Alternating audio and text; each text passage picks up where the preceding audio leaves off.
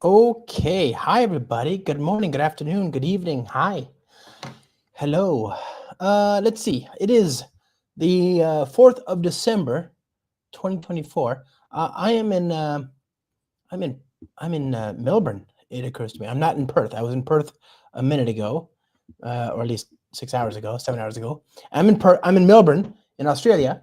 And so normally when I talk to today's guest, statistically, he's further along in his day than I am in mine, except on the rare occasions when I come to this part of the world. But today, I'm so happy. It's much later in the day for me than it is for our esteemed guest today. And so, if you're wondering why I have a ray of sun just beaming right into my face, despite the blinds being drawn, then that's why. It's because the sun is setting and it's angry, and I am actually pouring sweat. But that is not an indication of my excitement at today's guest, the amazing Siva Prasad Reddy. Now, you might know him from decades of amazing blogs on Siva Labs.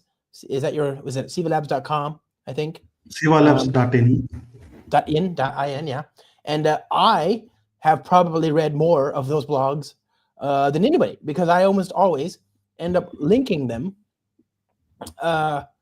in This Week in Spring over the decades, over many, many, many, many years, because they're awesome.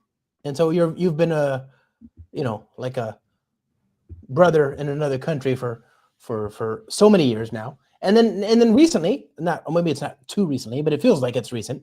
You joined Jetbrains. When did that happen? Yes. So in September, I joined Jetbrains as a developer advocate.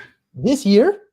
This year, yes. Oh, wow! This it feels like it's been more than that. Though I have Okay. been advocating for JetBrains tools for a long time, Yeah. maybe. Exactly. I'm so glad you're here. I'm so glad we get to hang out. I've known you for years because of your blogs, and I think we've even talked a little bit every now and then. But since, I don't know, in the last few years, I think after the pandemic, really, I started to see you finally at conferences like Spring. Were you at Spring IO? I think I saw you at Spring IO. Uh, no, I haven't been to Oh, Spring maybe. IO. Mostly, I will be in Spring IO 2025. But Yes. so far, I didn't have that opportunity. But most likely, I'll be at Spring IO 2025. Well, I hope to see you there. Yeah, but I've seen you before. I've seen you at some other shows more recently than not. I did the live stream on IntelliJ Idea. Probably you might have had a glimpse at it. So Okay, that makes sense. Yeah, super yeah, good. Like, it's just really good to talk to you. Is my point, and I think the world is very. It's in a. It's a weird time to be a person on this planet, but I'm glad at least a sliver of good news. At least I get to see more of you. It's very, very, very good for me and the rest of us on this planet that we get to see you more. So I'm glad you could take the time to join us on the show today. I bet that a lot of people here know and appreciate you. If you're on the in the chat, let us know. Like, have you met the one, the only, the amazing? By the way, it's just Siva Labs, right? On Siva Twitter. Labs. Yes, Are you on Blue yes, Sky yet? yes. I am Sivalabs.in. .in on, okay, and okay. There you go, people. Just follow him on the internet. I'm so glad you're here. Oh goodness. Okay, so I have questions because you're exactly the kind of person that the community needs. Because actually, you had a bit of you actually were also at a Atomic Jar for a few years. Yes, I I, I skipped a very important part by I, accident. yeah. Um, So it's so it's amazing. Like I get a great opportunity to work with companies which builds the tools that I enjoy using most, like test containers. Oh, I'm a biggest fan of test containers. Even before I joined Atomic Jar, I was a vocal advocate of test containers library. Yeah, you were. And then yes, and then I have been using IntelliJ for more than 7 8 years, and many times I suggest to try various new features and all. And finally, I get a chance to join Jetbrains and then become an official developer advocate. How exciting it is! I'm So super good excited. for us. I'm glad it's exciting for you, but it's also much more valuable for us, the world. We are so glad for people like you. So let's talk about this. Yeah, I mean, I like, how do people like you start? First of all, like, how did you get into software? And actually, which part of the world are you in? You don't have to give your home address or anything, but which part of the world are you? I am currently living in India in a city called Hyderabad. Oh, the biryani. The biryani is so good there. I love it. I love Hyderabad. Good. Just hearing the name Hyderabad, you come up with biryani means it's so much famous for the food biryani. Yes. Yeah, I mean, you can't see the camera is it's up, but if you look down, it's all biryani. It's all biryani down here. I love Hyderabad so much good stuff in India, but of course Hyderabad. Anyway, go on. So, yeah, I am from India, Hyderabad, and I started my career as a Java developer in 2006. I did my master's, and then I started as a Java developer. And after that, for almost 15 plus years, I have been playing developer, senior developer, tech lead, and then I became developer advocate at Atomic Jar. Now I'm at Jetbrains. So wait. Actually, before we talk about Atomic Jar, hold on. Sorry. What made you start blogging? Because you've been blogging I've been running This Week in Spring every Tuesday since the first week of January 2011. And so for most of those years, I feel like I've been reading your blogs as well. So, what made you start doing that? It's a very interesting story. Sometimes some small things have a very strong impact on you. Like it's one of the story and the reason I started blogging. So one day I was just experimenting with some Android application development. I never been a professional Android developer, but I'm just trying out building some small application, and then I'm trying out Android application. Yeah. And it was working. And after 15 minutes later, it doesn't work. I don't know why it stopped working, because I haven't touched a single line of code in that application, but it doesn't. It's not working. And I spent almost 2 hours or so figuring out why I didn't touch the code anything. And then I go through a lot of blog posts, Stack Overflow answers, and then after 2.5 hours struggle, somebody wrote a comment. It's not even an accepted answer on Stack Overflow. Somebody posted an answer, a comment. Probably you have started Oracle VirtualBox that conflicts with. Yes, that's the same expression I have. Like what? What does that have to do with Android? What I'm doing exactly. So it seems there is some virtualization conflicts, and then that's the reason it's not starting. Then I stopped it, and it started working fine. Then I was like, oh my god, somebody faced this problem, and then they cared to share this in a comment. If that person did not share it, how much time I'm going to waste on it, figuring out why it's not working. So I thought, like, okay, I might not be an expert in Java or anything like that, but I know some things. Maybe I write it so that somebody somewhere in the world might benefit whatever I know, whatever the little things I know. So that's when I thought of, okay, I'll write whatever I know, and then that's when I started blogging on my blog. Usually, ironically, I started blogging with Spring AOP, and it started around 2011, I think, if I remember correctly. So roughly the same time. Yes. So that's how my journey into blogging started. In the first, it is all like, okay, I don't know whether people find it interesting or not, but it is a reference for myself, because we tend to do same thing in different applications. So I will start with my reference. Do you ever, exactly, I was going to say, do you ever have this thing where you are looking for how to do something, you Google and you find your own blog and you're like, oh, okay, you save All the yourself times. all the time. All the Yeah, same. times. I wrote one Spring Boot testing article. I Yeah. think I have read that article more than anybody else. I read that more than anybody else. So, yeah, Oh man, oh, many that's so good. articles I enjoyed. Oh, yes. Greetings from Kazakhstan. Hi, nice to meet you. Thanks for joining us. Yeah, Siva's videos and blog posts, Catherine, have always been a great support to me on my Java, Kotlin, Spring testing, IntelliJ, test containers journey. Yeah, absolutely. So yeah, exactly. So that's a good lesson, people. If you're gonna write a blog, yeah, you should do it for all the people that you will help, like somebody helped you. But also, it might actually end up just helping yourself as well. It's just a good idea in general to do that. Yeah, I find my own content all the time, and it's not like I'm it.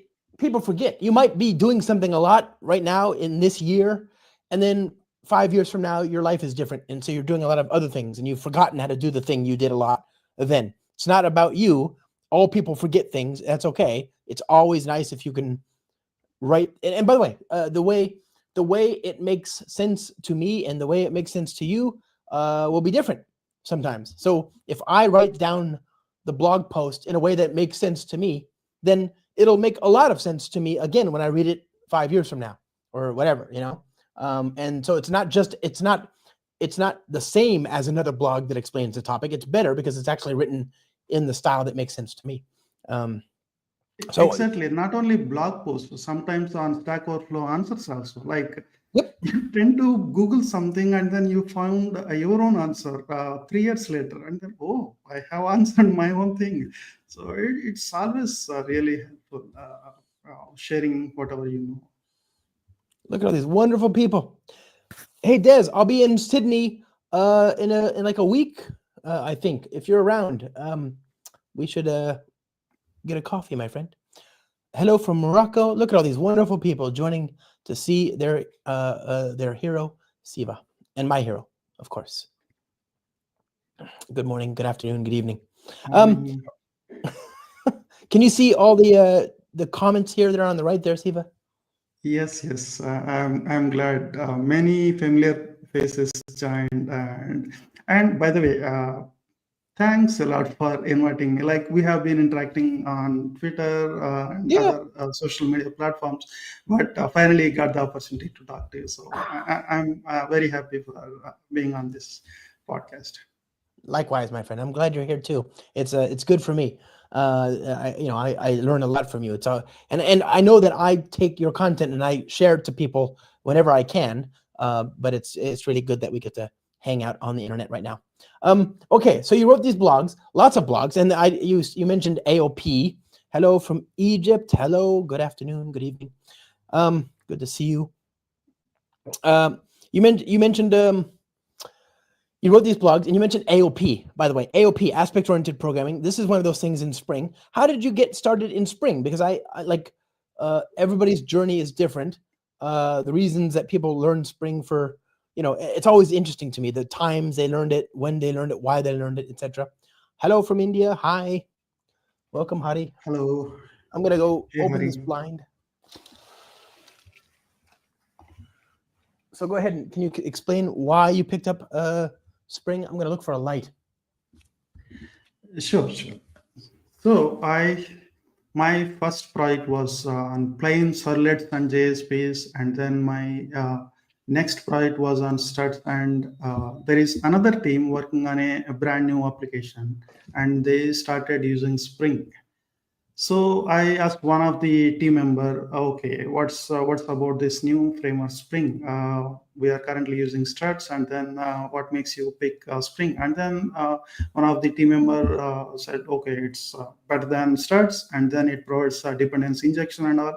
So I asked, what is dependency injection? And then he explained, give a high level view of it, and then though I'm not using Spring in my official project, and then I tried exploring what it is, and then I started liking, okay. The thing is, before that, I was working on an application using struts and EJPs.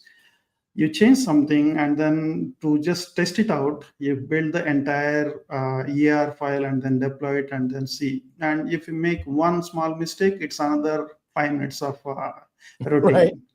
Oh my God. So then when I tried this, it's there is no deploy and then see thing. Like you just write the code, run from your IDE, no need to package it and then test it. All these transaction management and everything is right without having any container support. So it feels like amazing. Like that's when I started liking it, and then I proposed for the next project, let's use Spring. And then back then it was based on the XML based configuration. Right. But since then, almost 90% of the Java projects I worked on based on Spring. And I see the evolution. Like initially it was based on XML configuration, and then we got XML based DSLs to simplify bean configurations. And then in Spring 2, I think we got annotation based support. Yep. And then the miracle happened, Spring Boot. It was like a game changer. It was a Right. game changer.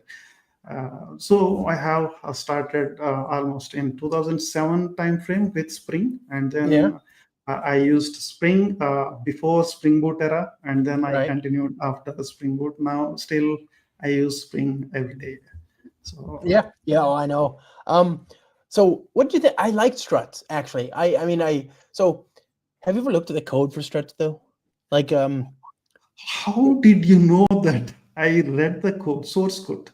One oh, of the thing I did too, because it was very gnarly code. Yeah. so if anybody worked on plain servlets and JSPs and then come over to struts, it's a Yeah. huge improvement. Maybe compared to Huge. today what we have, it might not be. 100%. But back then, compared to servlets and JSPs, if you look at struts, it's a huge improvement. I couldn't agree And more. I still remember the struts framework author named Craig McLennan. I was so passionate about the Yeah. person. How did he create that framework? And then I also came to know that he also wrote the Commons, some of the Apache Commons libraries used Yeah. And internally JSF. in the struts. Yeah. So I downloaded it and I read the source code. I got so passionate about, okay, this is how smart people build abstractions to make things simplified. And then even I went on to creating a small utility like thing to replicate what struts is already doing. Okay, when you send a request, you can read the request parameter, and then if you try to assign the values to a bean, just do some reflection thing and then automatically populate it. So I that's how I went into reading struts source code. So it's a wonderful exercise. When you try Yeah. to understand the source code, you get to know how framework is working. It's not like a blindly, okay, write the configuration, add the annotation, and it magically works. You actually understand what things are going on behind the scenes. So I read the source code of struts 1.2.7. I still remember, including the version. So I used struts for a while. Do you remember the because you're right. Before in the 90s, it was servlets, JSPs, not even JSPs, it was just servlets, then JSPs, and there's no structure to it, right? And so then I remember reading about Model 2 MVC, and that was the weird bastardized flavor of MVC on a server generating website pages. It wasn't MVC as we know it from the design of Gang of Four patterns, but it was kind of close to that, and it was really interesting. Model, you had a model object, you had a view, and you had a controller, and it's like, oh, okay, this feels very natural. It feels nice. And I remember using Struts 1.0, and I remember, did you ever read Ted Huston's book, Struts in Action? Yes. Yeah, and I remember that book. Yeah. I quite liked that book. And then, yeah, I was really impressed with it. It was really nice, and it was also the first time I saw people talking about how to do interesting things with just Tomcat, right? You didn't need an EJB server, an application server, to run struts. You just needed a servlet engine. And of course, what was the most popular servlet engine? Maybe Jetty, maybe JRun, maybe Tomcat, but still, it was just a web servlet container, and I felt Yes, very sort yes. of free when I used that. In fact, many applications, all they need is managed transaction handling, database transaction handling. So Yeah, they were not many applications. They were not using all other J2E specifications, nope, but they kind of okay. We want to have maybe security, but most of the applications went to application server because they need automatic transaction handling. But right, then right. Spring came up with a simplified transaction handling mechanism without requiring all the application server, J2E, entire thing. So that's where people start trying out the things. Uh, it was a good experience. Yeah, yeah, you're right. And by the way, our friend here is trying to make us feel very old. Uh, Hari It's in says, fifth grade. well, yeah. I remember Struts like yesterday because it was look, compared to what came before, Struts was very good, but then came Spring, and at first for me at least, I don't know about if that was your experience, but for me, like you said, you started to use it for dependency injection, and that was sort of for me. I couldn't use it for that. I had to use Spring as a utilities library. I used the JDBC template by itself. I just had the jar on the class path, right? I didn't use the framework. And then I eventually got to use Spring MVC. And then, but even that, we couldn't do that first. No, I'm sorry. There's a Spring support for struts. So now you can have struts, controllers, maybe. I think they were actually beans in Spring and so on. And that was Yes, like you have to sneak Spring in, you know?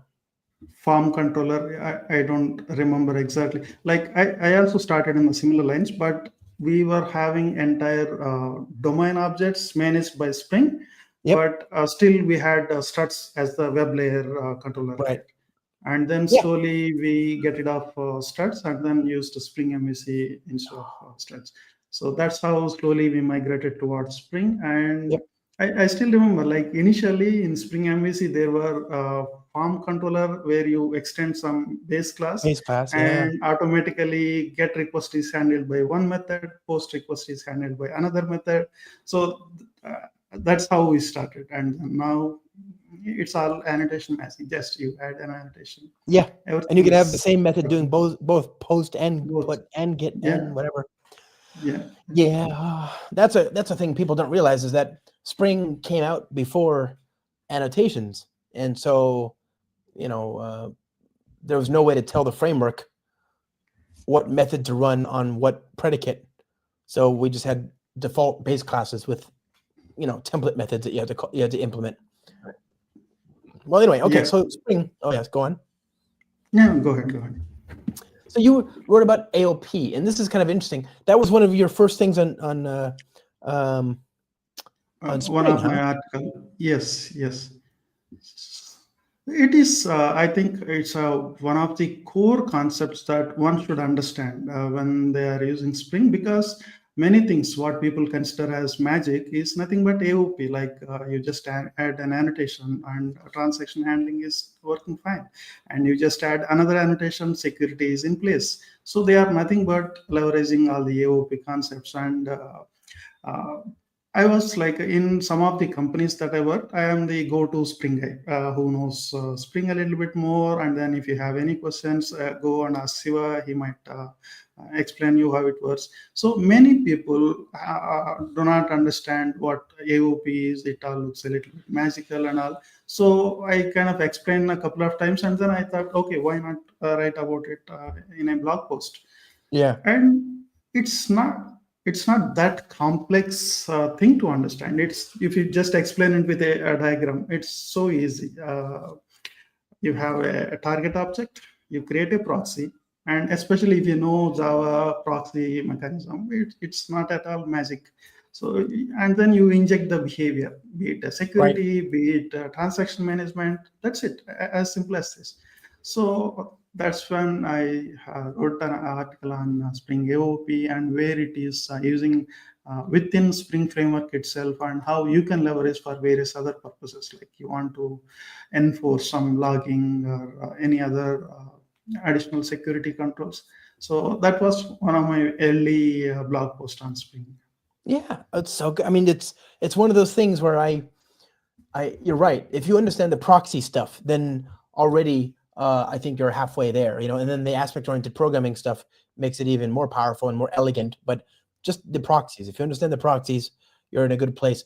And that brings us to a good question that we just got here. I'll tell you what I think, Siva, and I'll tell our friend Chicho here. But then you can, if you have any input, please. I'm sure he would appreciate your input. So for me, as if you want a good book on Spring Boot 3 and Spring Framework 6, anything by Craig Walls will be quite good. Also, Andrew Lombardi and Joseph Ottinger did a book for A-Press that looks quite good as well. And yeah, and also check out spring.io/guides. And those will be more practice-centric, focused introductions to particular topics. What about you there, Siva? Do you have some books you want to recommend? So I also wrote a book on Spring Boot, beginning Spring Boot 3 with A-Press Publishers. And again, I grew up reading a Spring in Action book from Craig Walls. So I would definitely recommend that book too. And yeah, I recommend Spring in Action, and of course my own book. Oh my God! You've got a book. Yes. This is Beginning cool. Spring Boot 3. Read this book. This is it. This is so cool. Is that the one? Look at that. That's you. Well, that came out 2 years ago. Wow. Yes. Huh. Wait. Why is it? Oh, wait. What? Why is that? Oh, if it's okay. I'm in Australia at the moment, and Australia is telling me that book will cost $108. I don't know why though. Surely not $108. I don't know, like why it is so high price. I'm not sure. So yeah, I mean, this is the second revision of the book I wrote a few years ago, upgraded to Spring Boot 3. And this is a fun experience. Like, this is my fourth book. Initially, I wrote a book on my Batis and then Prime Faces, and then I wrote a book on Spring Boot. It's a wonderful experience writing a book. It is very difficult work, and anybody who says it's not is lying to you.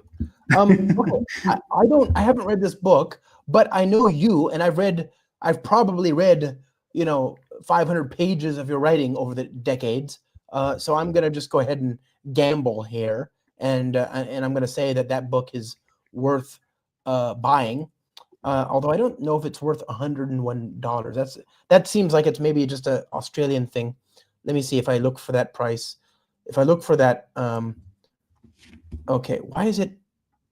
I don't want to go to Sydney. Why is it? Okay, beginning Spring Boot 3. Oh, it's searching amazon.com.au. Okay, just go to amazon.com. Go to amazon.com. Oh, that's so much better. Okay, much more reasonable. So on Kindle, it's $18. There you go. Yeah, get. So if I put it back in San Francisco, in California, in the United States, then it's a much more normal priced. And yeah, that would be 100% worth it. I'm sure it's worth $100. Okay, but yeah, I'm sure it's cheaper in most jurisdictions. I think it's just because of where I am right now. Yeah. You're in a dark room today, Josh. Am I? I mean, the sun is setting. It was bright and glaring a minute ago. Yeah. So anyway, buy that book, Beginning Spring Boot 3, Cloud Native Microservices. Is that right? Yes. Build dynamic cloud native Here we go. Where's the canonical page? Siva, you've got to like you got to tell me this stuff. So the challenge is A-Press recently they moved their site from apress.com to Springer or something like that. Maybe I can share the link later. in the Yeah, comment. send it to me and I'll put it in here. Yep, And yep, we can sure, put it in the sure. notes. Yeah, buy that book. That's the book I would buy. Because Siva is a master at this stuff. I love reading Siva's work. Writing this book is also a very interesting thing. Like the first version, Spring Boot 2. So I have almost done writing the initial version, and it's Right. about to go publishing. And then Spring Boot 2 released, and actuator stuff changed it quite a bit. And then there were many new features. And if you are ever writing a book on something cutting edge, and your source material is the source code of the framework or library and official documentation. Usually, after some framework is released, and then there will be a lot of other material. Official documentation gets enhanced, and then there will be a lot of material on the internet. But if you are writing a book that is still in snapshot development stage, you got to read a lot of source code. So I ended up reading a lot of Spring Boot source code, especially about actuator, and yeah, it's an interesting thing to understand how things work. Yeah, you learn a lot by like every time I think I know something, and then I read a book about it, and I'm like, oh, there's still more I need to know.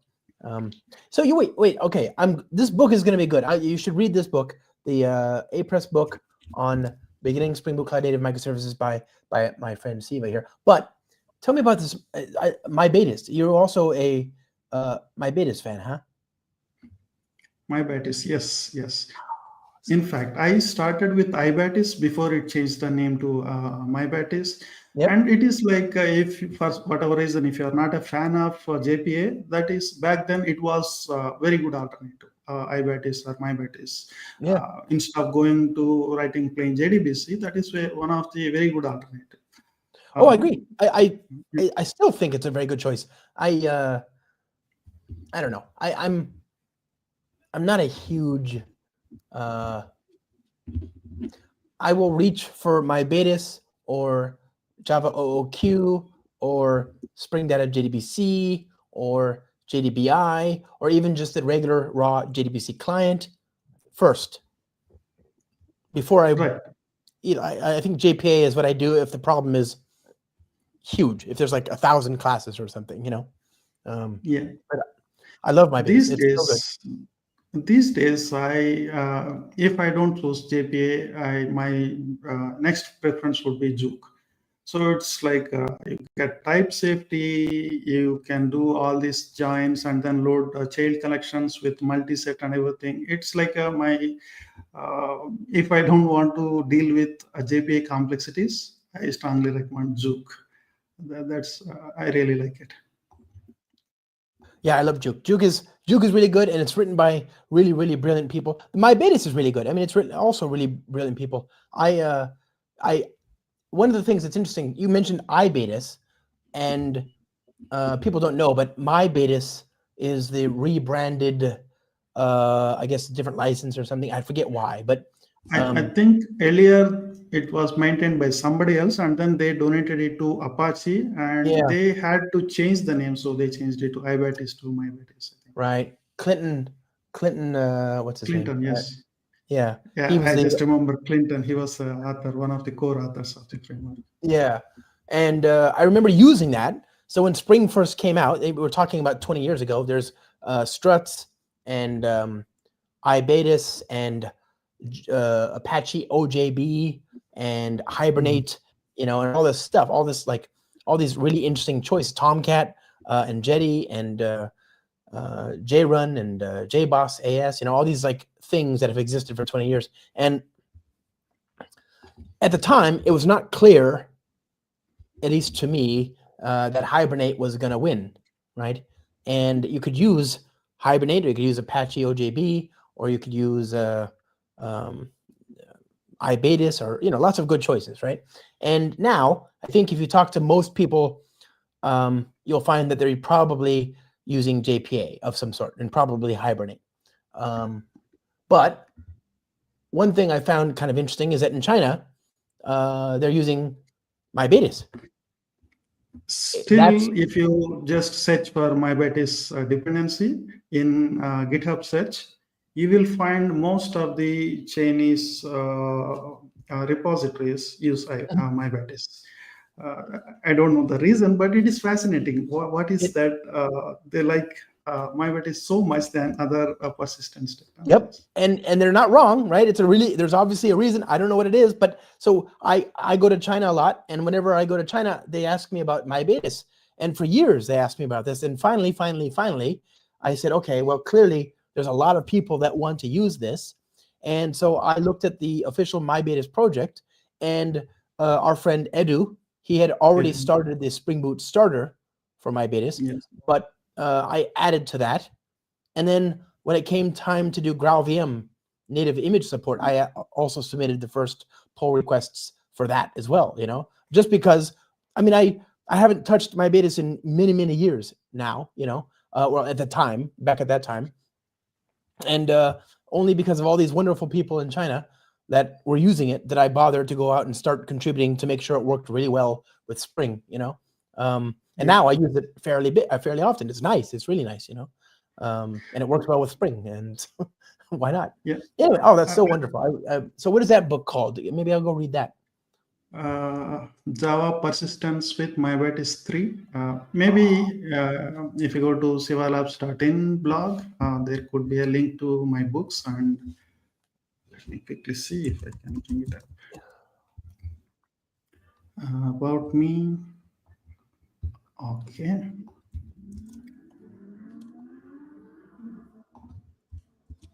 So on my blog, if I go to About Me page, you can see the books I have written. Okay. Put that here. There we go. Now people can go find it and find the rest of your amazing bibliography as well. Oh, that's so cool. Oh yeah, look at that. Prime faces. Spring Boot learn by example, Java persistence with MyBetis, and beginning Spring Boot 3. Okay, good stuff. So you were doing I imagine you were working at really cool companies this whole time as you were writing all these wonderful blogs. What brought about the Atomic Jar move? So before Atomic Jar, for a short period of time, I moved to Germany, and I was working at a company called N26. There we have used Kotlin and then Java test containers. And that is the first time I came to know about test containers. And I learned that, okay, we were using some AWS services and, of course, databases. And then I started using test containers for not only Postgres for testing, and also I see a local stack where we can use S3 and SQS support for testing. So I really loved the library test containers. I mean, just using marks and all, you can write test, unit test and all, but I'm not fully confident that it's going to work because it's not actually talking to those services. I Right. get confidence if you actually talk to the database, if you actually upload or download files from S3. That's when I get good confidence in my code. So from then onwards, in every project, test containers became a default testing library. Since then, I've been using test containers, and then I blogged about it, and also I made videos about it. Then my good friend Oleg asked me like if I'm interested to join Atomic Jar, and yes, of course, I love the library, I like the people, and I joined. And that is one of the my career's best moments, becoming developer advocate. And I mean, if I think back, I kind of are doing the similar developer advocacy thing for the tools I like Right. test containers, IntelliJ IDEA. I love libraries built by Vlad. He wrote one of the Hibernate persistence utils thing. So I kind of vocally always recommend, okay, I'm using this library and it's really helpful. try it out. So I have been being developer advocate for now. I just officially became a developer advocate at Atomic Gel. Officially, but it's a useful distinction without a difference. You've always been a developer advocate. You're helping people, and you're advocating for the developers, to the developers. That's cool. Yes, I mean, recently Dan Vega in some tweet mentioned that if you want to become developer advocate, no need to wait for official title. You can just start right away. Advocate for tools you like, and probably you will become a developer advocate officially someday. So, I mean, well, I don't know. I don't even know if it's interesting to officially be a developer advocate. I sort of feel like the best result of developer advocacy is that we become extinct, because technology needs to be shared. In order for it to be successful, it needs to be shared. I want us to cultivate in organizations the skills that allow information to be shared. And the fact that we select individuals and have them do it, I feel like makes no sense. It should be something that all of us do, right? And yes. And especially right now, every company, all the major companies right now are SaaS, right? Software as a service.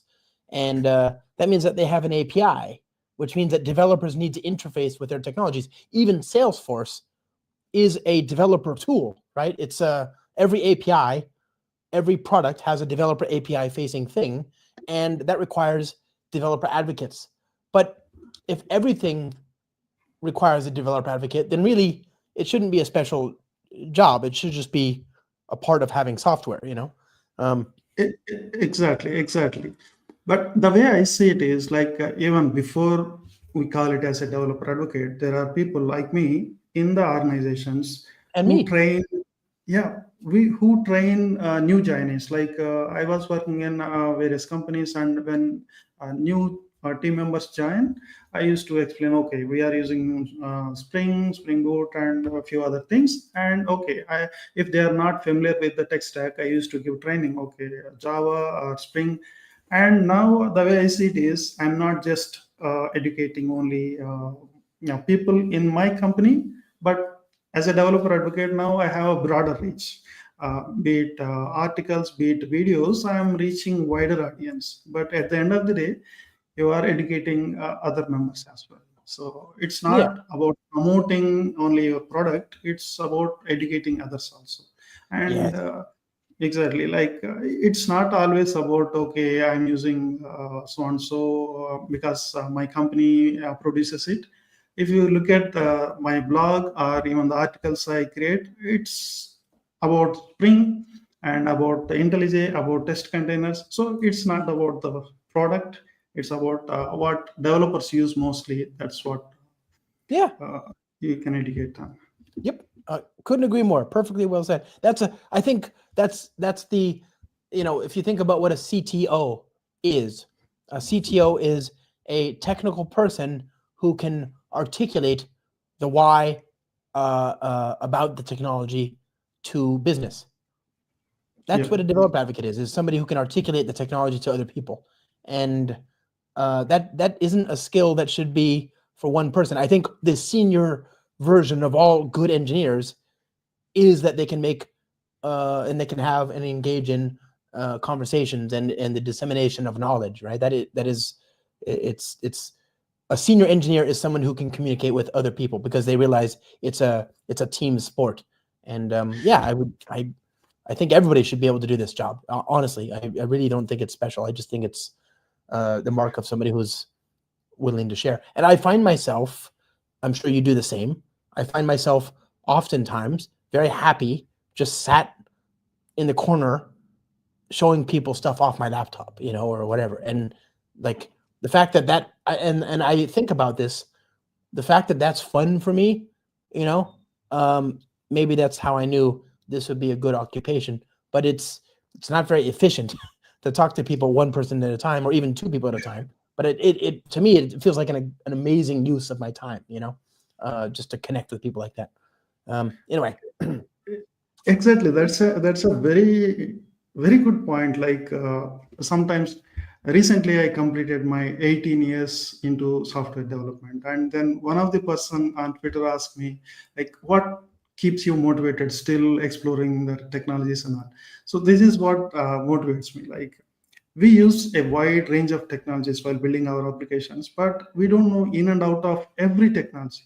And sometimes we know just enough to get our task done. But if you spend a little bit more time understanding why you configured some annotation, why you added this property, and Right. then you understand how it worked behind the scenes, that's an aha moment. Like, it's suddenly like, oh my god, I've been just adding this annotation. I don't know why I have been adding this for a long time, but you understand that what that property does, what Yeah. does that annotation does.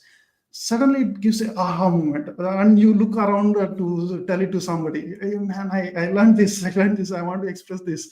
I want to share this with somebody. So, kind of that is what motivates. You learn Yeah. something, and I don't think in any other professional career you will get to learn things even after years and years.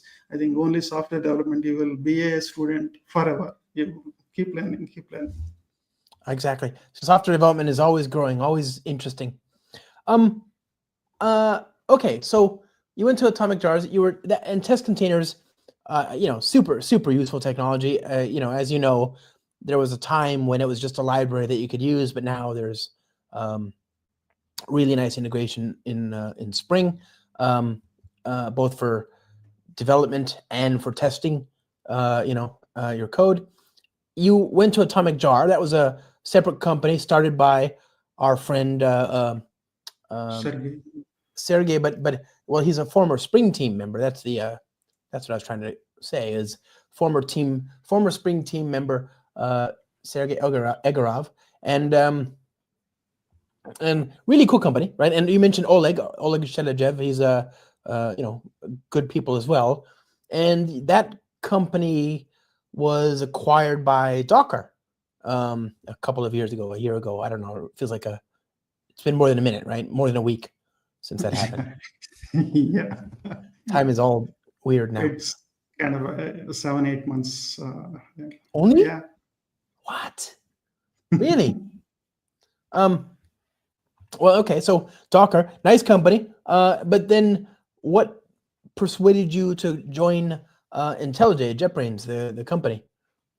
Actually, I got some health issues that I need to take a break. Oh, I'm sorry. I took a 6 months break. Actually, I thought of okay, once I recover, I go back and join Docker. But the things changed, and they were not hiring anymore. So then I find an opportunity at JetBrains. Then I joined. Yeah. But are you okay? I'm fine. I'm fine. Okay. I'm healthy and I'm fine. Okay, good. And also, you ended up in a good place too. Not better, just different, but very good. I like both places. And so now, you've been using IntelliJ for years. Like this feels like a very natural fit. What are you doing at JetBrains? What is your role there? So at JetBrains, and you mentioned I have been using IntelliJ for many years. And the thing is, even every single day I find a feature that I am not aware of. So it's like, what? It is available since 2016 or so. So IntelliJ has loads of features, and hardly we use, maybe at best case, you are a power user of IntelliJ, right?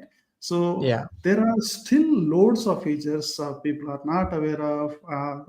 Maybe uh, there are new features keep on adding in every new release. So my focus is on letting the developers know, okay, how they can be more productive using new features or existing features. So every day I myself learn new things. Oh my god, I don't know this IntelliJ has this feature already. So I learn new things every single day, and then I try to write content or make videos about, okay, do you know IntelliJ you can generate this stuff. You don't have to write it by yourself. You can do so. And especially currently, I'm focusing on producing more content for Spring application developers. Right. Recently, I published 3 articles: how do you get started, how to manage database migrations, and everything. And recently, we released a new feature, one of my favorite features, like redesigned structure tool window. You know it well. You treated. In fact, in December 12th, there is a live stream scheduled where I want to talk more about what feature the structure tool window provides and all that. So there Nice. are a lot of things.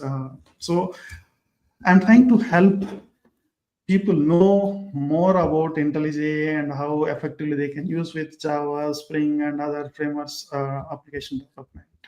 That's what I'm trying to do. Nice. Well, can you, I mean, don't tell us anything that would require you to kill us, but don't tell us any state secrets or anything, but can you talk about some of your favorite features from the last 6 months that are out there? Because I noticed that there are all these really amazing things in the Spring support in the last 6 months, Yeah, I can. So one of the feature, like you can automatically inject. Usually, when you are working with a Spring Boot application, you might have a service, and then there are repositories. Usually, earlier, what we need to do, suppose if I want to use a repository, you go ahead and then first inject the dependency, and then come back to some method, and then start using it. But right? now with IntelliJ, you directly start typing the bean name, that repository name, and then it will show suggestions like, okay, you want to use that bean. You said yes, and it automatically define a field, final field, and then automatically inject through constructor. So, Oh, or yeah. maybe I can quickly demonstrate it. Well, yeah. But this is a Okay. podcast, so we can't spend too much time doing the demo. But yeah. Fine. So this auto injection is one cool thing where you don't have to jump up and down, like first define and then come back to the method and start using. You just Yeah, start using it. IntelliJ does the rest of the things. So you define you like, if you're in a method and you want to inject the customer service, would I just say this dot customer service and it would just automatically create private final customer service, and inject it in the constructor? I don't know, like if you type this start, but if you start typing customer service, Okay. and it will automatically show customer, whatever the bean names matching with things. And Nice. then if you just enter, it automatically get injected. And So cool. That's so cool. Oh, that's so good. and yeah, this kind of stuff is another feature, like redesigned structure tool window. yeah. Many times we spend exploring the code base, understanding existing code base. So the structure tool window helps to explore, okay, what are the beans you have, and which bean is injected into which component. And you can navigate through different beans, and then you can understand the structure better. So that is another cool feature that I really like. That's amazing. Yeah. This is it's just amazing. I use IntelliJ because I want people I started using IntelliJ on stage because I wanted people to realize they could use Spring without any special Spring Boot without any special support, right? So we have our own Eclipse distribution, and I was back in 2013. I didn't want people to think you had to have. Oh, I was about to talk about another IDE, and Steve was like, "Nope, I'm out." I wonder what happened. There he is. Whew. Oh. There was a glitch. I was about to mention another IDE, and it looked like you just left in disgust. You're like, oh my God. I just mentioned other idea and he left. yeah. Oh God. No, I was in, welcome back. I'm glad you're here. 2013.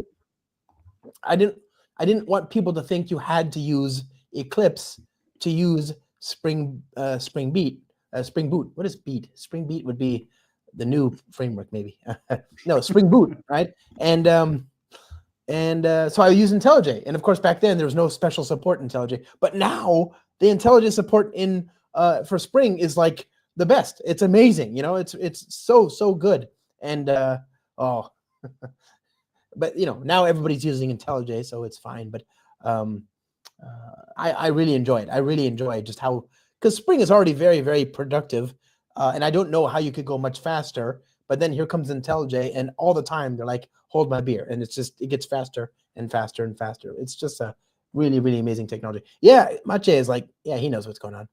He knows what's going on. He knows. I don't know. So I don't know if I would. So I use IntelliJ. You can get all the other IDE.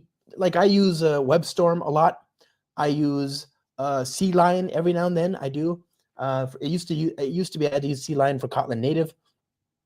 Now it's different, but I use PyCharm a lot, right? And I use DataGrip a lot. I love DataGrip. DataGrip is actually turned into one of my favorite things because I do database related things for all the apps I work on, but sometimes I just want to keep that in a separate workspace and just keep it there and not have to like delete it every time I delete, and not have to reconfigure it every time I delete my that idea folder or whatever.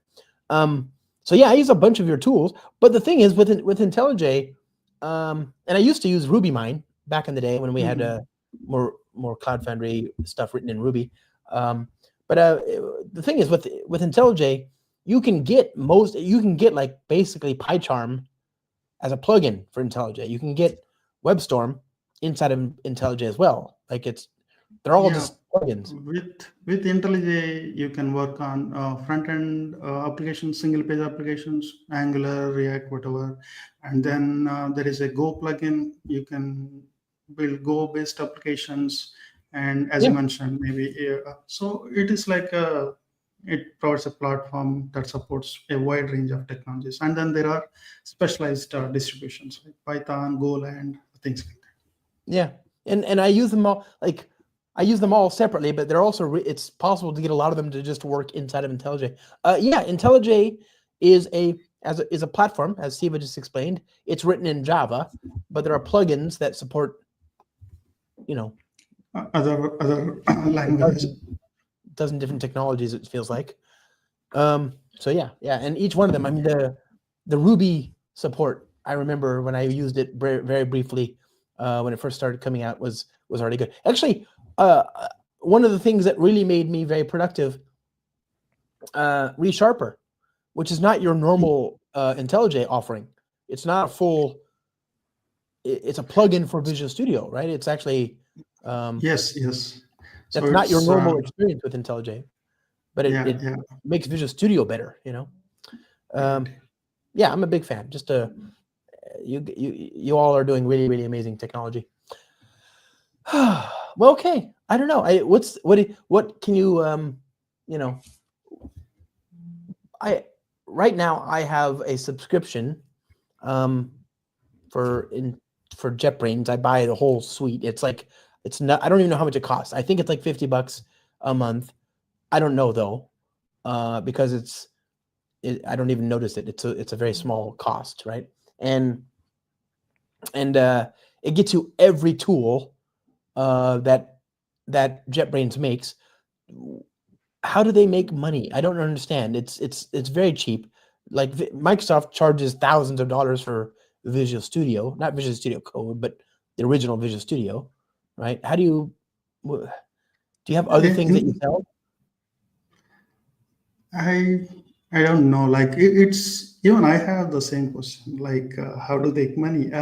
Like in recent times, we have even make it available for non-commercial development. Like we have WebStorm, and then I think Rider. They are free to use for non-commercial. So many students when they PyCharm Community Edition. So I think it's a voluntary thing. People want to buy the tools because I can tell my story. I can't speak for others, but I can tell my story. When I joined ThoughtWorks, they offered IntelliJ Ultimate license, and then that's when I switched from other IDE to IntelliJ. And it took me a couple of weeks to get used to. When you change the ID, it takes time, and then I get habituated to IntelliJ, and then I changed the company, but they are not providing IntelliJ ID Ultimate Edition. I got so habituated to IntelliJ powerful refactorings and then ultra super auto completion sessions and everything. So at one day I decided I'm going to pay from my pocket. That's it. See, Yeah. if I see the amount I pay, if I divide it by 365, if it's more than it is giving more benefits than what I get benefit from the ID per day basis. So I'm happy to pay it, and then I keep buying the license every year. I renew it.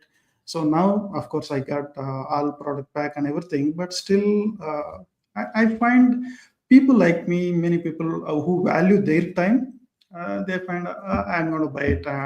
It's fine. I'm earning six-figure salary, and it is nothing. I'm just getting benefit out of it. So Yeah. that's that's how I used, and I buy IntelliJ IDEA license. Maybe there are many people, professional developers, who really value their time. They spend okay. This tool is nice, helping me in my day-to-day work, and it's nothing compared to what I am. So why can't I buy it? Maybe Now, that's how Jetbrains is earning. I agree with that, but also I will tell you, uh, it's very easy to get a free license for JetBrains Technologies. I know you know this, but I remember when I first, one of the things I first realized was you can go to Java user groups and they usually give out licenses. If you do open source, they give out licenses. If you're a member of a professional certification like a Java Champions or Microsoft MVP or whatever it is, or whatever, or I mean Oracle Ace. I mean, there's 1,000 ways to actually, and there's also the community editions that are out there that are a lot. I mean, they're not the full product, but they're good enough to get something going. And like you just said, there's some that are even free for commercial, for non-commercial use. And yeah, there's a lot of stuff that's just, you can get access to these tools and then pay later or don't pay at all. If you're a student, I think there's a discounted price or a free edition. I don't know, but just it's really easy to get a license. Yes.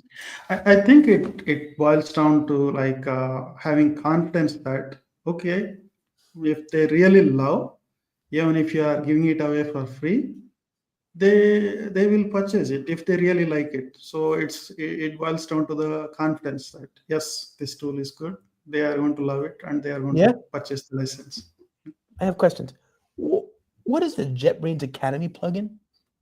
So there is a JetBrains Academy thing where they teach you, okay, if you want to learn Kotlin, there is a guided approach to learn Kotlin. Okay, some prominent people, they create course type of a material where you can learn from Academy. And there is courses for Kotlin, Java, and Python. So there are many things. Yeah, it's a good source to explore, and some of them are already baked into IDEs to explore and learn. Yeah, that's a wonderful thing. That's what cool. I mentioned. Like, you think you know many things, and then you start exploring. Oh, I didn't know this. I didn't know the IntelliJ has this feature. JetBrains has this other service. So. Everything's yeah, it's amazing. There's also, somebody asks about the this one I have played with a fair bit, right? The JetBrains, the AI, JetBrains IntelliJ AI or whatever. It's quite good. It's really good. There's, you can get Copilot for IntelliJ. There's Amazon Q. There's Devox Genie. There's IntelliJ AI. I'm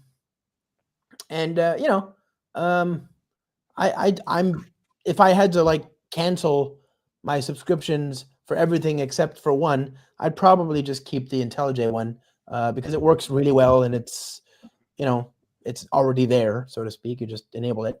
Yeah, it's good. I don't know if it's better or worse than Copilot. I don't feel like it's never been bad. So yeah, I don't know. So It's I used both. I mean, when I was in Atomic Jar, I used GitHub Copilot mainly yeah, for content writing, not for the code. It was decent. It was okay, but the code suggestions were not that great. But when I try JetBrains AI, because the IDE itself already understand most of your code, it indexes and it knows about your code base. right. And when you ask for like, okay, I want to write a test or I want to change something, it already has a lot of context about your code. It takes Yeah, all that knowledge and then it tries to do the best possible thing. So that way, for coding things, I find JetBrains AI is very good. Uh, yeah, yeah, truly. So yeah, I don't know. It's I can't give you a good answer there, friend, but you should try it. I feel like you're going to be satisfied with it. It's quite good.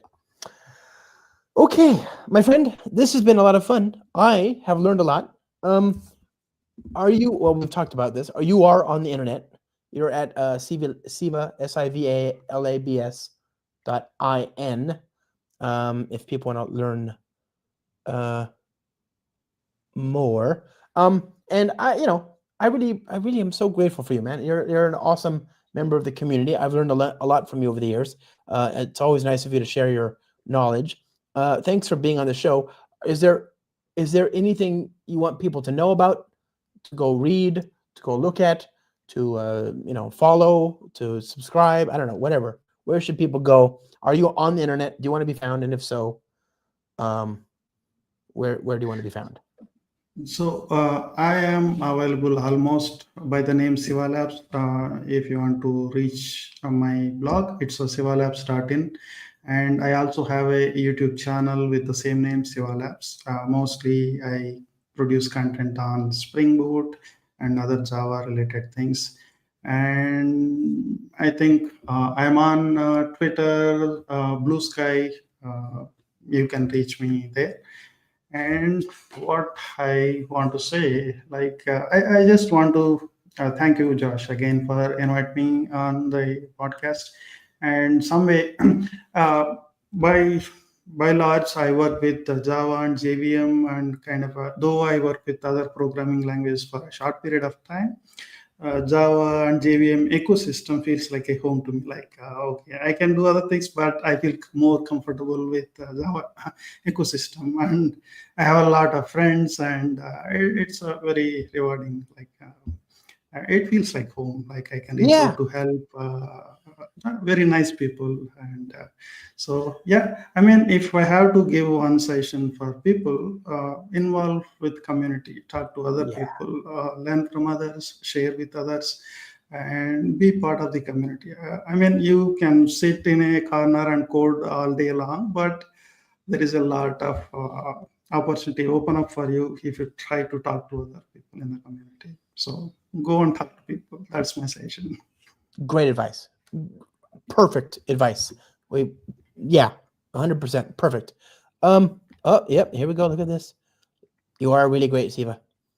Thank you very much. Here's the one and only, the legendary Malagupta, Oh, our yeah. friend. See, There you go. see, the legendary Mala is here. And imagine I get to work with her and talk to her daily. How lucky I am. And I get to talk to both of you, so I'm the luckiest. Thank you, my friend. Good to see you. Thank you. We'll be in touch. I cannot wait to join that live stream to learn about the great new things you're working on. And thanks for the great advice. Okay. Bye, everybody. Thank Thanks you. for joining us. Bye Bye. bye. Oh. Very kind of you. The feeling is very mutual.